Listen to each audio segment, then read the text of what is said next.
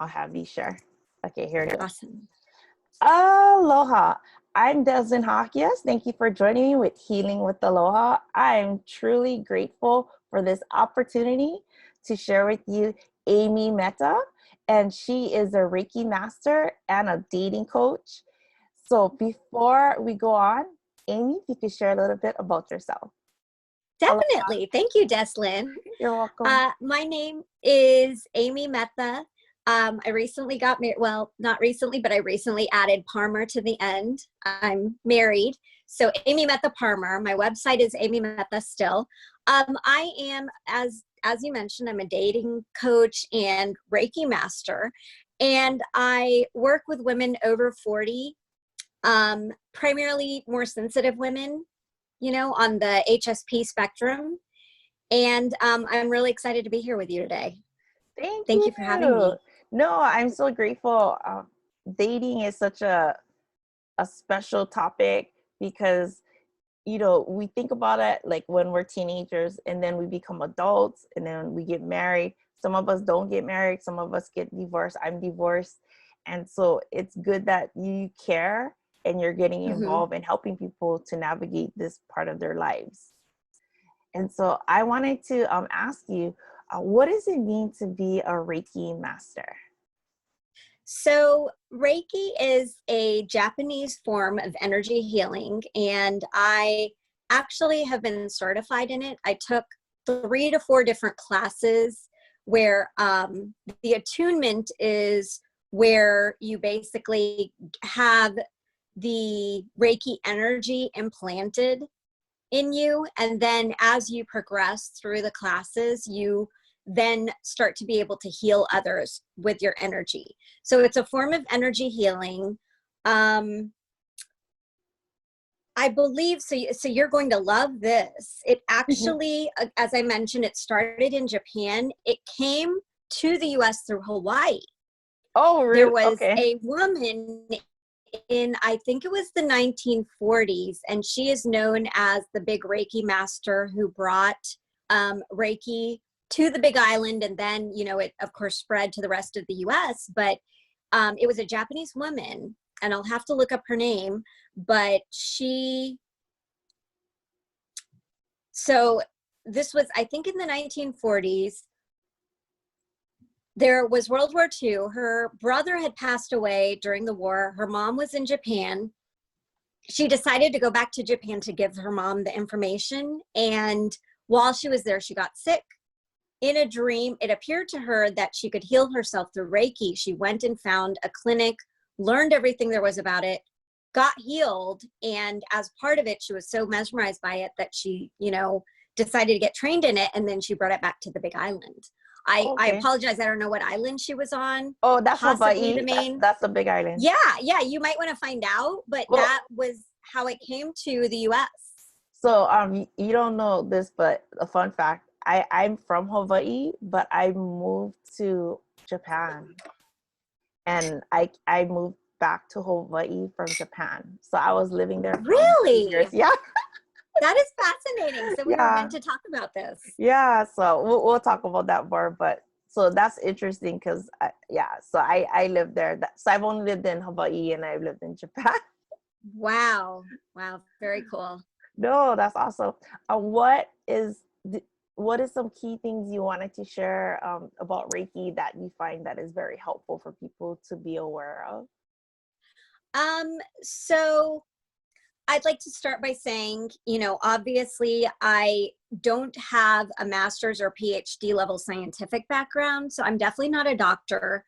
I have, the basic undergrad level, but I'm not a scientist, I'm not a doctor, but I've always been very into energy healing. I got into it back when I was having some medical issues and regular medicine wasn't helping me. And so I started delving into, okay, what else can I pursue to help me with these issues? And I got really into energy healing.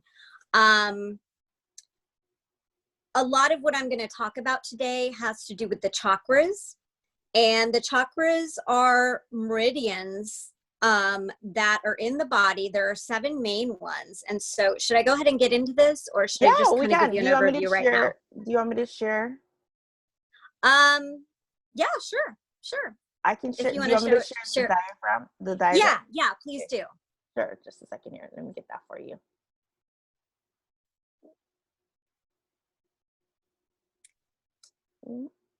Where is it? Sorry, guys. Just a second here. Sure. Cute picture. Thank you. That's my sister. That is. Oh. Where is it? Oh, there it is. I was like, okay. There we go. So as I mentioned, the chakras are the energy centers in the body. There are 7 main ones. Some will say there are as many as 12 or 13, but today I'm mainly just looking at the main 7. Okay. Chakra means is the word for wheel in the ancient Indian language Sanskrit. And there are also things called nadis, which are the channels, and pranas, which are the subtle winds. So a lot of research has been done on this subject. And I was actually watching a video right before this by a practitioner of shiatsu who was using both medical knowledge and, you know, his knowledge of the meridians to work to heal people. So the chakras, as I mentioned, they're energy centers. And the way it works is the energy gets processed through each of these energy centers. Mm-hmm. And if the energy center is functioning well, the energy gets processed well, and you have a lot of energy. You know, your systems are working well, your metabolism works, flowing. you know, right.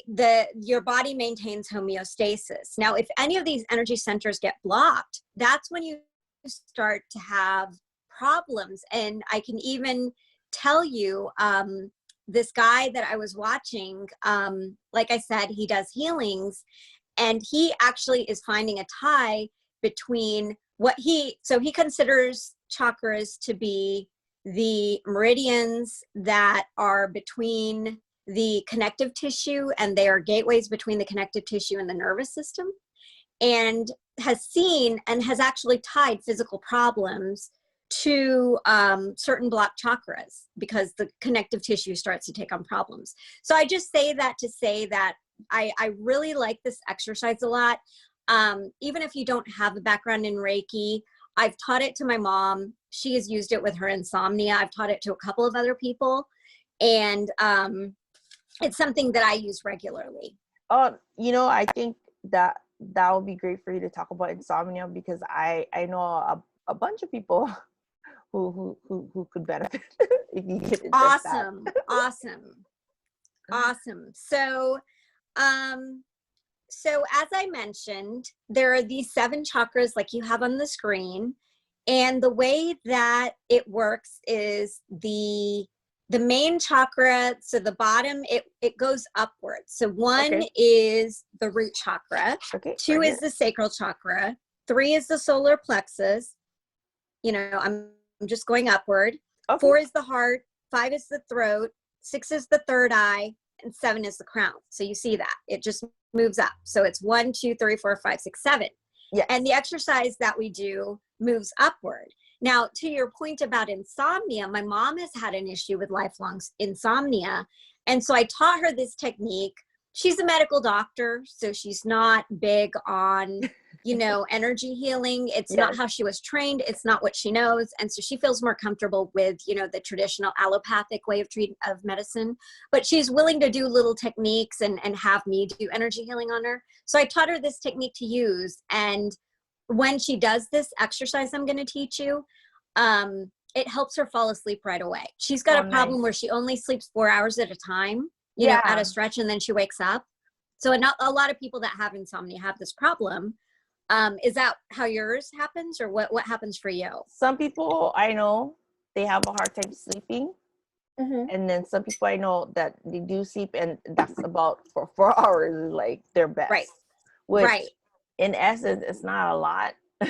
And so it would be good if they would be able to have at least 2 more hours or 3 more hours, you know. Oh, absolutely. Have a full rest. Yes, definitely.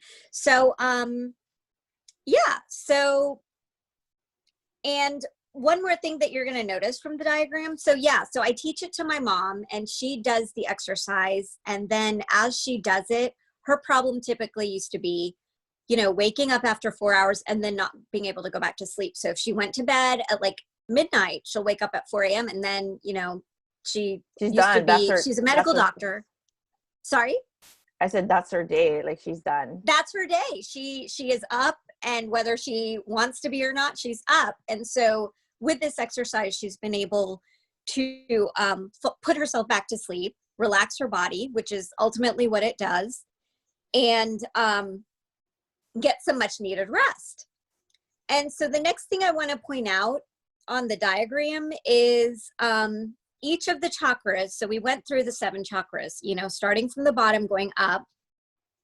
The second thing I want you to notice is the colors.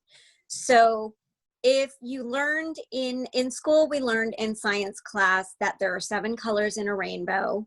Yes. And what are they? They are red, orange, yellow, green, blue, indigo, violet, right? So you perfect. See how that works? Uh-huh. It works up. So what I like to do is I like to focus on each of the chakras, and then I like to use what I call what is called crystal energy, which, you know, when you use colors as you heal yourself, I don't really know the mechanics of it, but it ends up like, you know, 10 timing the results. So I recommend that you do this exercise and you kind of harness the crystalline energy when you get more into it and you've got the colors down and everything. It takes some practice. Oh, okay. But yeah, so the root chakra is your power base. And, you know, I'm just looking at this little guideline that I've got here. It determines your ability to feel safe, secure, and grounded, and gives you the ability to have and keep money in your life. Okay, so it's very, very important to keep that strong. That is at the base of your spine, your tailbone, and that's red. The sacral chakra, which is chakra 2, is emotions, creativity, sexuality, and self-expression. So this allows your emotions to flow more freely if you were to heal it, heightens your creativity, and helps you fully express your true, unique self. Now that one is orange, R-O. The third one is confidence and positive and personal power, and it fuels your motivation and ambition to pursue your goals. So the solar plexus, which is chakra 3, you know, and for each of these, it kind of gives you a little bit of information as to where it is on your body as you're working, because as you work through it, you're going to use your hands and kind of put them into position. So the solar plexus, you will know that it's blocked if you're kind of feeling oppressed, or, you know, something is holding you back from being your full self or feeling free, like you're feeling constricted or held down or tied down, or, you know, something is blocking you. That often is your solar plexus. So it's a very popular one to work with. The fourth one is the heart. That's green. Obviously, heart we know is love and relationships, and healing it affects your ability to give and receive love as well as love yourself. So it often gets blocked due to loss, regret, and resentment. So I know we were talking about grief, Deslyn, right before we started. So this is a really good one for anybody that is working through grief. The heart is something that you maybe want to make a practice of working with every day. And when you work with it, you know, because its color is green, you want to infuse your healing and just imagine that area. Like I like to use, like I said, the crystals. So I like to imagine emerald. So you imagine your heart area, just the center of your chest, and you imagine like an emerald shining its light and filling you up with its green, beautiful light. Okay. The throat is chakra 5. It's your communication and personal truth, and clearing and opening your throat chakra, which is, you know, obviously how we speak. It helps you speak your truth and clearly ask for what you need. So again, the solar plexus is basically where you were feeling blocked in terms of being able to do something. The throat chakra is where, if you're feeling that you're not able to, you know, voice your needs or say or speak, you're feeling like, you know, something is keeping you from being able to vocalize what you need, or when somebody is, you know, if your boundaries are being crossed, often that's your throat chakra. So you're going to notice that you need healing there. Okay. And again, that's blue. And so just 2 more chakras. We have the third eye, which is the brow, right between the eyebrows. And that's your intuition and psychic sense. And opening it will help you fully receive clear, intuitive messages and visions. So connecting with your higher self that knows and wants the best for you. When we talk about our intuition or having a gut instinct, part of that is this third chakra, number 6. And then you've also got the crown, which is your connection to the divine, the universe, and your soul. So if you fully open it, it's going to help you feel more spiritually connected, and it strengthens your ability to work with spirit. Now, the third eye is indigo and the crown is violet. So now let's go through, I'm trying to break this down and kind of make it easy for your listeners that, this might be their first exposure to chakras. It's a lot to absorb all at once. Right. So, right. So again, so the root, as we saw, is red. So I like to say ruby, if we looked at a crystal or a gemstone, that's ruby. Sacral is orange. I like to say citrine, which is kind of an orange stone. Solar plexus is yellow. So I like to say yellow topaz. Oh, okay. Heart is green. So like we said, emerald. Throat is blue. And so for this one, I think you can get a little creative and you can either say, blue topaz. The actual topaz is kind of that light blue color, or you can say sapphire. Okay. Okay. And, third eye.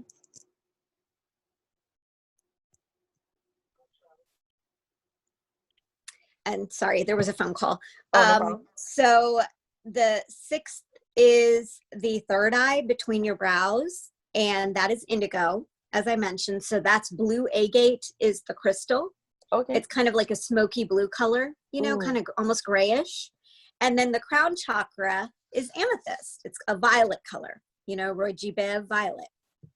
And so can I take you through the exercise now? Yeah, sure. Okay. Before I start, do you have any questions? I know, I'm sorry, this was supposed to be a conversation. No. I like it. This is, I've heard about it before. So I'm listening with my listeners if they're not already familiar. Awesome. Okay. So the first thing we're going to do is we're going to take 2 hands. Okay. And I just recommend you take your 2 hands. And the first time you do it, I recommend just reading through the guide and kind of getting, kind of absorbing some of the information in terms of where the chakras are. So you want to just get your practice, and you don't have to be perfect the first time. You don't have to actually integrate the colors in. That's maybe a little bit more advanced when you've gotten into a regular practice of doing it. Okay. But what I do is I put my hands together and then I put them in front of the body part that I'm starting with. So with first chakra, it's the root, it's the reproductive area. So you put your hands right there, just right in front. Like this or? Yeah, exactly. Just like that. Okay. Just keep the hands together. And what you're doing is you're basically sending yourself energy. Now, in Reiki energy healing, chakra balancing is something that typically they teach you as part of your Reiki classes in terms of attunements. It's one of the first things you do as a Reiki practitioner. I like to say that anybody can do this. And like I mentioned, I taught my mom to do it. She is not trained or certified in Reiki, but she has done it on herself and she's gotten a lot of advancement. And so I thought, why not teach this to more people? That maybe the only thing between them and this technique is having that Reiki class. I can bring it to them and let them start getting healing now. Yeah, to have ongoing healing. Yeah, so you put your hands in front of that area. If you want to, you just close your eyes and just imagine a brilliant, like ruby kind of light, red flashing lights or whatever that looks like, and it's just filling up that region and your body. And then you do that for 2 minutes. And so as you do it, you will typically know right away if there's a blockage or where you're at with regard to that area. Because if you start to kind of feel like an feeling, like you're relaxing and your body is getting an adjustment that it really needs, then that area was somewhat blocked. If you feel a relaxing feeling? Or yes, if you feel kind of like, you know, like you're moving through the chakras, if you put your hands there and all of a sudden like your hands just want to stay there, or you just start to kind of get tired or drowsy, Mhm. that's a sign that your body is missing this healing. Oh, okay. And you might want to keep your hands there a little bit longer. So you want to feel your way, because everybody's body is different. Everybody's needs are different. So as you're doing it, you want to do some kind of detective work and see, okay, how do my hands feel in this position? Are they, you know, wanting to move up? Am I good? Am I not really feeling anything? Or am I feeling fantastic? And oh my God, I could just fall asleep right now. If you feel that, then you're giving yourself healing. Oh, wow. Okay. Isn't that cool? Yeah, no, I think that's great. I remember speaking to someone when I first came here from Japan, and Mm-hmm. it was I don't know if he never really went into detail, but he was telling me a little bit about this. He said that he felt, in his opinion, that Kauai, where I live, it was like the highest chakra. Wow, that's fantastic. That's what he felt, like That's being very cool. here. And so, and I find that some of the people who've moved here that aren't from here, they came here and they said the reason why they liked it here, they felt healing. And like if Interesting. they have like a health problem, or like they're battling cancer or whatnot, that they feel when they're here, they can feel that energy, positive That's energy. fantastic. You know, I've heard something similar about Bali. I've heard a lot of people that go there start to feel like this beautiful healing energy there. And then they just stay, or they move back, yeah, to Bali. Yeah. Yeah. And I wonder, so there's a lot of different religions that seem to be peacefully coexisting there. And I wonder if that's part of it, because they've got a lot of different temples and everything from what I've seen. So I don't know what it is, but yeah, I've heard beautiful things about Bali. And I don't know about you, but as you get older, you realize the things that you valued isn't as important. Peace of Yes. mind, Yes. the ability to feel joy, um, Yes. and happiness is powerful, and it's more valuable, because you can have what society thinks is success and accomplishments, but then in reality be so unhappy on the inside. Absolutely. And Yeah, so, I feel like you know there's what I such a mean? difference. Oh yeah, no. And I feel like, you know, we see it a lot on social media. Like, do you have the pretty pictures? And is your day actually like that? Or do you need to actually, I like to think of it as, do you need a vacation to escape from your life? Or are you really happy in your life where you're, you know, flowing from moment to moment, and you don't really, like, you're happy? You know, yeah, vacation sounds nice, but you're not like, oh my God, I need to go on vacation. Like, that's kind of a little measuring stick that I like to use for myself. Yeah, I think that's important, because an important message is genuinely loving who you are, what you're about, and how you're living, Yes. that you don't have to go on vacation to Yes. Yes. enjoy You life. love your life. You love who you are. And do you find that, like, being a Reiki master and teaching people that to find your joy and your happiness here, not in things or in your job, or I mean, those things are great, but in Mhm. essence, like, it's from it, because that's the whole thing about healing. It's inside of you. Absolutely.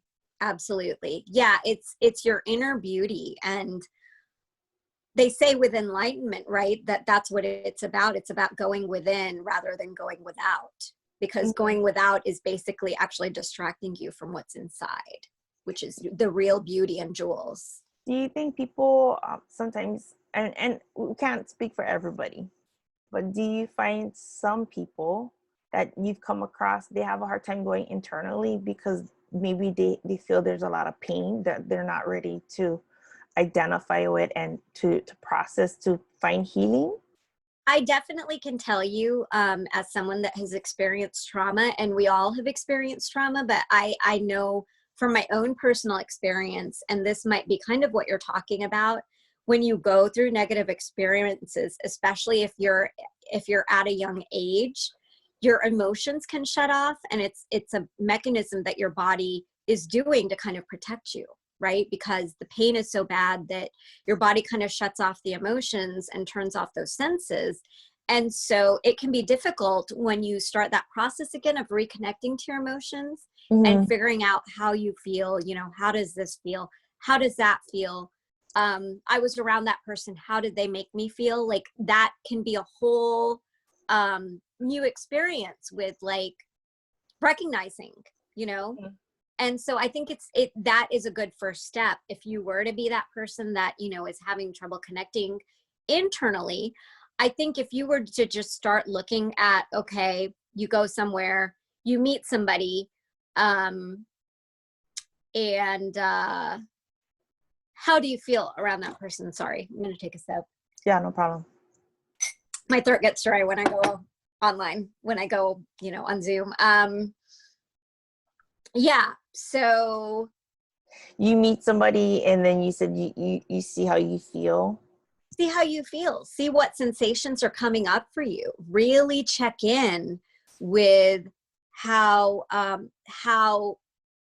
just what are the sensations that are coming up? Are you feeling positive? Are you feeling negative? Get very curious.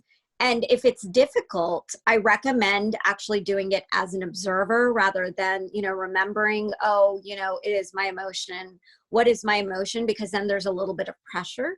If you can just get curious, like watching a movie and just say, okay, let me get very curious about what these emotions and feelings are. What are the senses that are coming up? You know, if I were watching this on a screen, what would I notice? Where in my body am I noticing those sensations? Which actually ties into something I wanted to bring up. As you progress through this exercise and work through all the chakras, and basically what you're doing, just to summarize it, you're moving through all the 7 chakras with your hands, 2 minutes in front of each position. Use the color that, you know, I recommend adding the color in and imagining with your eyes closed, you know, that area getting infused with that color. And the gemstone kind of adds a sparkle and a shine to it. So I really like that aspect of it. But you can fill up your whole body. You can fill up the area as you have sensations, or even if you are having something like experiencing a block in your life, like say, you know, you're starting a business or you're experiencing this conflict with a friend and you're having trouble moving past it. Or family. Sorry? Or family. Or family. If you're experiencing some conflict, when you bring up that idea or you're going through a negative emotion, close your eyes and see what part of your body that you know, that feeling is, and send energy to the area. So sometimes it's easier, right? Sometimes it's right in the solar plexus, it's right in the heart, it's right in the throat, but sometimes it's not that easy. Sometimes, you know, maybe it's in the back of the neck, or it's, you know, your left ear or something like that. And so what I recommend doing is, if you can nail it down to a specific area of a chakra, I recommend closing your eyes and sending healing and that, you know, that the gemstone color to that area. If you can go, if it's not a specific chakra, I would just, you know, kind of imagine the area, close your eyes, and just blast each of the colors. So red, orange, yellow, green, blue. So say, you know, I'm sensing something right here, kind of in the collarbone area. It's kind of in between the chakras. So I imagine the area, and I just imagine, you know, rubies, citrine, and you just progress through the color wheel. Right. And send energy to yourself. And then oftentimes that that sensation is going to move somewhere else. And so you just kind of continue the process and send healing to yourself.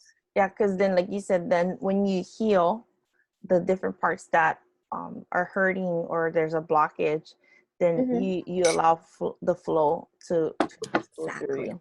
Yeah, exactly. And you know, you said something that I don't know, some of my listeners probably can relate to, because I've experienced, the reason why the podcast started is because like it was dedicated to my sister who passed away when she was 23 and then I was 26. And so in a sense, I can, like, now when I look back at myself, like a movie, and you look back like, okay, what happened? And now I did feel a lot of pain in my heart. Right. Just this Right. this overwhelming, Like physical pain. yeah, overwhelming physical pain. Felt broken. And Wow. I explained to people, like, I feel like my heart gets shattered in a gazillion pieces, and that no matter what kind of glue, or no matter, like, I believe in God, but even in that wasn't enough. Like, I went through a lot of, I was numb for years. I was angry, in shock. Yeah. And I found that, how they talk about the stages of grief, like, that doesn't even, it doesn't even, that's not even relevant to someone who's grieving, because the stages of grief was meant for people who are coming to end of life, like, personally. So I can see where I was stuck for my own personal journey, and now I'm hitting 19 years this year, and so I'm in a different place where I can lean into my pain, and so I allow myself to cry, to feel the sadness and whatnot, but then I'm able to swing the pendulum to be happy and joyful. Wonderful. And I don't expect that for other people. I just share for me that I'm able to go from this to that, because before I wanted to avoid pain. I don't want to feel. I just, no, I don't want to. Yeah. Whereas now I want to, because that's a very common reaction. Yeah. And I just want to be able to, like, as a mom, when I became a parent, I felt like I can't just stay in this mindset and this turmoil and this pain in my grief.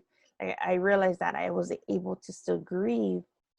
However, I'm able to allow myself to experience joy and happiness, and not feel like I'm betraying my family because, they're not here. Like, I'm not sad for them. Like, I still felt sadness, and I miss them. However, I kind of told myself that I'm carrying on their legacy, and that the love that they have for us, they would want us to enjoy life and to live it to the fullest on behalf of them and for ourselves. I really recommend that you do some like regular work on your heart chakra and maybe your throat chakra and your solar plexus to kind of, move the emotions through. A lot of times these emotions can get stuck in our bodies. When we go through negative experiences, they get physically stuck in our bodies, and they, cause issues, they cause blockages. And so I think it's very important to do the healing work, and then to also try and, move the emotion out of the body. So dance, exercise. Oh, that's what I do. any physical movement to exercise, exercise that spirit out of your body, basically. Right. Yeah. Music. I tell people, my tips is music and art.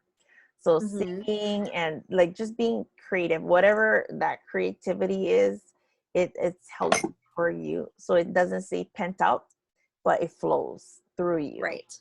Wonderful. Even if you're creating abstract or, like, it is such a good medicine, isn't it? Yes. So thank you for sharing that. I find Absolutely. that was very helpful. I've seen books, I've read some articles, but it's great to talk to someone, about it, and, like, just to identify more clearly. And I'm sure people, if they're interested, they can contact you if they want to be able to learn more. Can you? Okay, go. Oh, no, I forgot to tie this back to dating, because, obviously I'm a dating coach. I infuse all of my coaching that I do with my clients with Reiki. Okay. And so I've used some of these techniques. There's this technique. There's another one that I really like, and I'm probably going to mispronounce it. It's called the Ho'oponopono forgiveness prayer. And that's a beautiful one for dealing with emotions also. But I help my clients, deal with heartbreak and loss and some of the grief that comes from, you know, the after effect of divorce. You've been divorced, I've been divorced. There can be a lot of grief left over afterwards, and you want to work to heal that. And so this is one of the aspects I provide as part of my dating coaching service that I do. And yeah, I just wanted to bring it back to that. That's all. No, I was just going to ask you about dating and like how you were able to infuse it into your coaching for dating, because it's one thing to date, but to take care of yourself, you know, like your self-worth, your self-esteem, and just really embracing all that you are. Right. So that as right. you move into dating, that you don't get caught up in letting that identify you or discourage you from being who you are if you don't click while you're out there getting to know people. And like you're saying that you'll find that you tend, like certain people, like if they've been through trauma, like narcissist relationships and whatnot, that without realizing, you'll just keep attaching to people, the same type of people that is not healthy for you. Yes.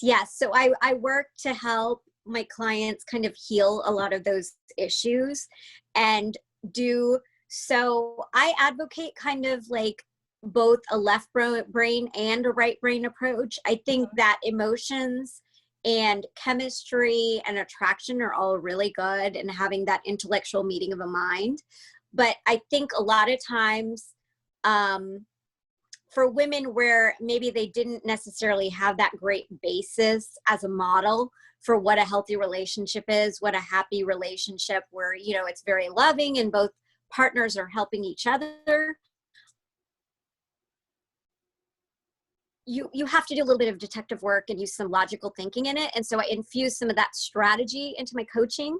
And so we address each woman as a whole, kind of to figure out, you know, where she's at, what kind of skills and mindsets she can work on to get to where she feels, you know, strong and beautiful and confident, and knows that she deserves a great guy and knows she has what it takes to get a great guy.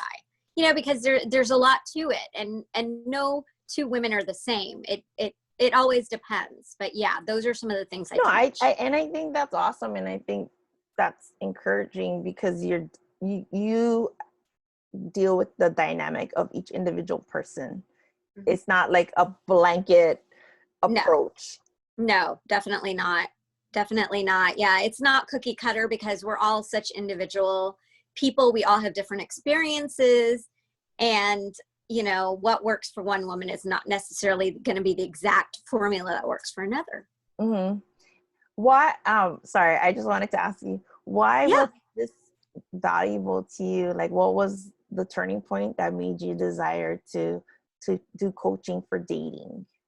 You know, so that's a really interesting question, and I get asked that a lot, because you know, I don't know a lot of people who do what you do, and so and it's interesting. So I can tell you, it did start the kind of the grain of the idea. I knew I wanted to be a life coach. I've always been one of those people that gives advice to others, and growing up, I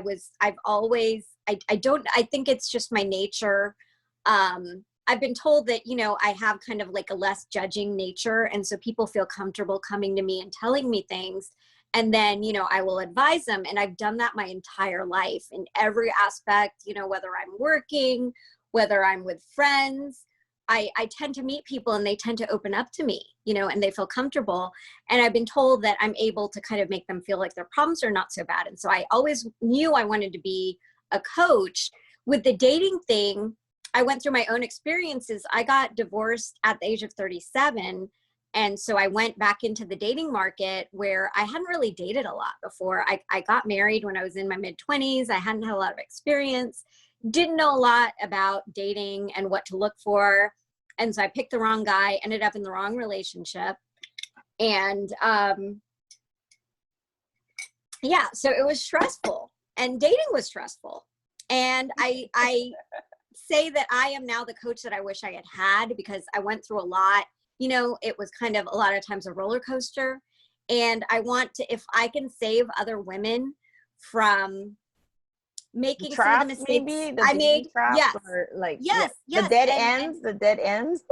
Exactly. And wasting their valuable time, energy, and beauty on the wrong guys. Like they're wasting their time. You know, some of it I learned myself, some of it I learned after, you know, I've been married now 3 years. We just celebrated our third wedding anniversary. Woohoo! And a lot of things I learned, you know, I studied because there were things I had to learn that I didn't know myself. And then later, you know, a lot of things I had gone through would make sense. But some of it is based off of my own experiences and some of it is based off of what I've learned. But I did notice when I was in my late 30s and early 40s that there were a lot of women that were these beautiful, amazing, smart, talented, you know, driven women, and they did not have a guy, and they really wanted to have a family. They wanted to be married. And I started to notice, man, this is a major issue. And these women, you know, if I can help them, I want them to have what they want. So Right. that's Instead where of it came like, from. I think I read somewhere you're talking about the alpha woman and Mhm. not just like basically settling. Yes. I Yes. mean, you know what? Nobody's perfect. Like nobody's Yes, perfect. exactly. However, but there's certain people that they're loyal, they're trustworthy, they're Mhm. loving, compassionate, Right. and we need that. We don't want to just be with someone because they're good looking to look at. Oh yeah, no. And as we get older, you know, looks fade. Like what the person is like, what their character is like, what sort of conversations you have, are you able to learn and grow from each other from spending time together? Like I feel like that's everything. You know, you want a relationship that grows with you, that doesn't get stale where you're, you know, eventually are moving in different directions. You want to be continually learning, evolving, and growing. Yeah, that the journey of being together, you're on the same path, not okay, I want to go this way, you go that way, and then one person compromising, but it's more like Exactly. painful because they feel like they're not able to be themselves, you Yes. know. And so Yes. just, yeah, it's interesting. So I'm glad like that's something that you're doing because um it it's a pain point.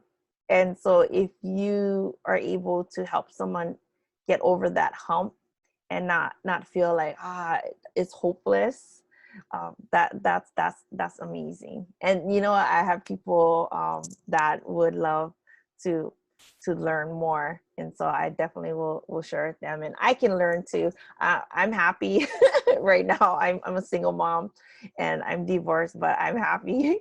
but That's i awesome. That's I awesome. But yes, when you are ready, I would love to work together.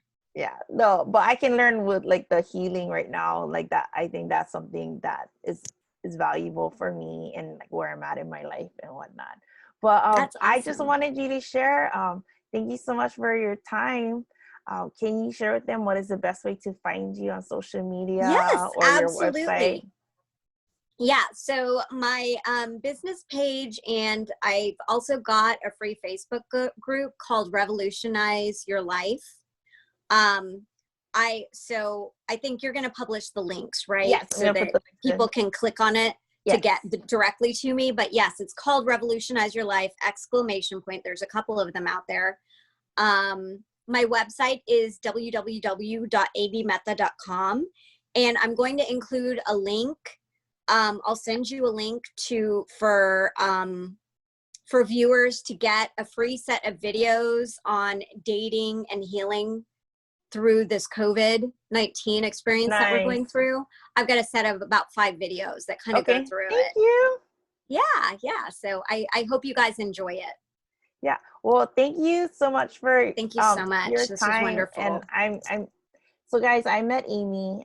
We're in a group together and she was sharing on a video, and I was like, when I seen her, I instantly connected with her, and I wanted to share her with you guys so that you can understand what she does. And if maybe it's not something that you can identify with, I'm sure you can have your family or friends who can identify with her. And so thank you so much for your time. If you could just stay, I'm just gonna close it out here. So guys, Absolutely. Thank you so much, Deslyn. thank you so much for joining us here with Healing with Aloha Podcast. We're on Spotify, Anchor.fm, Apple Podcasts. But you guys have a beautiful day. Until the next time, ahui ho.